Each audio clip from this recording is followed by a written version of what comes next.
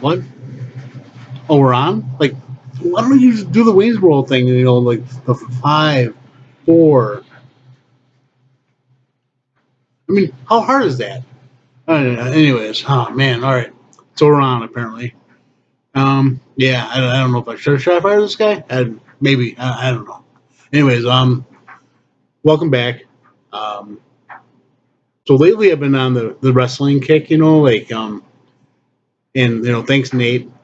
I blame you for the bringing me. Actually, it's not Nate's fault because I'm the one that actually like brought up in the first place. He commented and got me thinking about things. Yeah, I'm gonna do a like a top 10 list eventually too because I want to I'm sure the wrestlers who never won the big one, never won the big WWE. They might have won the Intercontinental Championship and the smaller ones, but they never won the big championship. I think that's kind of important because there's a lot of like wrestlers that I've always respected and like realized they never actually won. So um, anyways, I also like want to talk about like so I used to work with this guy named Eric over at Sam's Club, and Eric is an awesome guy. We just hit it off like right away because we realized we had so much in common. Like we both loved Smallville, the old before Clark Kent became Superman. It was kind of cool, like adolescent. So we realized we both like Smallville. Um, Loved Michael Rosenbaum as Lex Luthor. The thing that's sad about that though is that apparently he didn't want to play Lex Luthor anymore because he was tired of shaving his head. And it's like, okay, wait, you're gonna give me $1 million if I shave my head? I'm shaving my head. I don't have much to like up there anyway, so Um, but at the time, like this was like 20 years ago. I'm like, yeah, I probably could have shaved my head even back then. Um, let's see. And also, then we realized that we both like wrestling because one day I said, "Hey, do." It was like that one wrestling episode where and then he goes, I love wrestling, like The Rock and stuff. Oh, so like we have that in common. And then also he told me that him and his buddies used to like do back backyard wrestling, and like that's kind of cool. Like it'd be neat to like see his like setup. Or maybe Eric can comment and say whether he I don't know like how was the ring setup? Was it like a real like actual like ring they have in wrestling organizations or just a like couple of mattresses? I don't know. Never really asked him actually. Then one time he told me that he was scraping his face against a fence because he was trying to bleed because make the thing realistic. And it's like, thinking back about it, like, just take a razor blade. But anyway, so he was scraping his face against this fence, and I laughed because I'm glad he's okay now, obviously. Um, but he said that he was trying to make himself bleed, and nothing was happening. So he kept scraping his face against the fence. Eventually, his face was all bleeding. It was all like bloody because it was a delayed reaction. Like he's like, "Oh my god, this is not working." He's not even scraping his head against the face. I mean, his face against the fence, and nothing was happening. So then, must have been a delayed reaction. I think it was like it was 10 minutes later. All of a sudden, like his whole face was bloody, and I'm like, "Oh my goodness." Um, but Eric had some great stories. I remember one time, like we're big Family Guy fans, and that was pretty awesome because one day, again, I'm not laughing because he hurt himself because he's okay now, and I'm so good glad for that.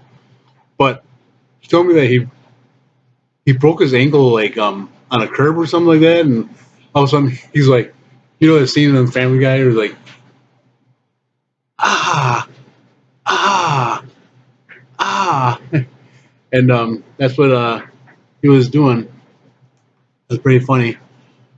But again, Eric, I love you. I'm glad you're okay. Hopefully you can comment too below and tell me like, yes, oh my stories were right, and I do remember them as you told me, anyways.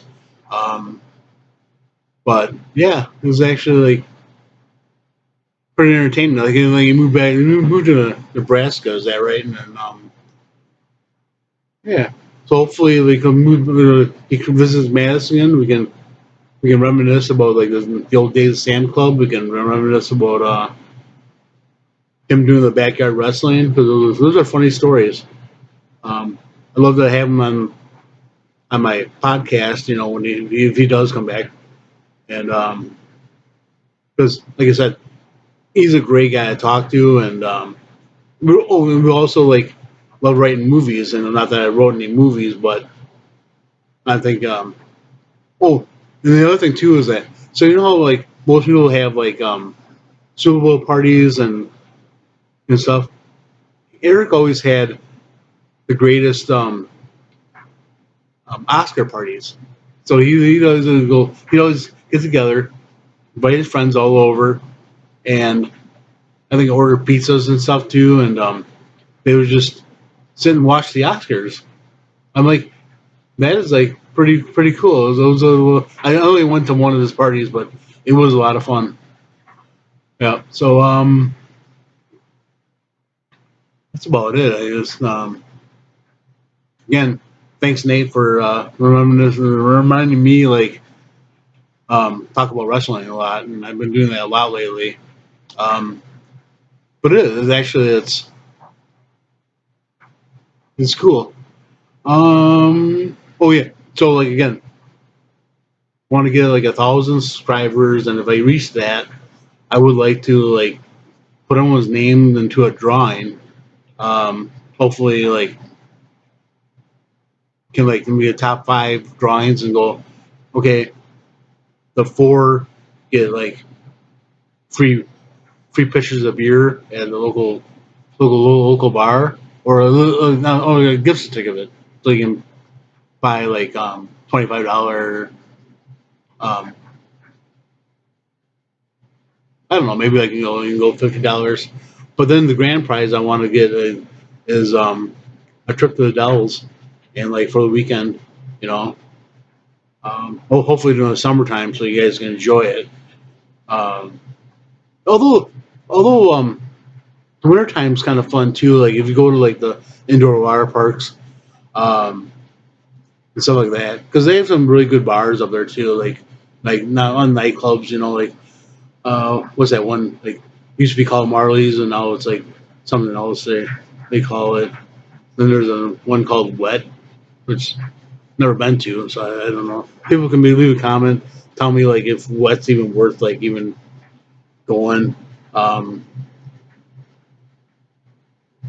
and the one that like used to be called Marley's, and they had to like change their name because of the Bob Marley's estate. Like wanted to sue them, and they said like, well, we don't want to take our chances over changing the name. Um, although that Bar Rescue like had that one, they aired that one bar down in like I don't know where it was, but it was called Marley's on the Beach. I don't know how they got away with it. Of course, they probably didn't because I'm sure Taffer at the end of the episode like changed the name of that bar anyways. Oh, I did some research too. That bar's closed anyway, so it doesn't matter. But that's about it. And hopefully, like I said, hopefully Eric can comment on it, and then Nate can make some more comments. And yeah, that is about it. We're trying to think if there's anything else I can talk about. I really don't have much more to go on. So that is about it. From one thing about wrestling is that the '90s and WWE, or at the time it was WWF, that they had the weirdest gimmicks. Like was it Mantar and the um, Atom Bomb that came from 3 Mile Island. I liked him. I like that one. Because him and the guy who played Crush was the bad Brian Adams, and then I can't remember the Brian something else. Um, they went to WCW and formed a tag team called Chronic, which kind of weird gimmick too, but um, I'm sure Dr. Dre was not happy with that either. I don't know. um, but it got me thinking, like, what if the Undertaker gimmick didn't work? You know, because me and my ex girlfriend were playing Super Nintendo um, wrestling, the WWE's superstars or whatever, and she's selecting the wrestlers that she wanted to be, and the Undertaker came up and she goes, "What is there really a wrestler named the Undertaker?" I said, "Oh, there is, man. He's the American Badass." And you bet. Um, he's actually like really good. And she's like, "Really?" And then like we were watching wrestling one night, and sure enough, Undertaker came out, and she goes, "Oh my God, there really is a wrestler named Undertaker." Wow, thought that was kind of funny.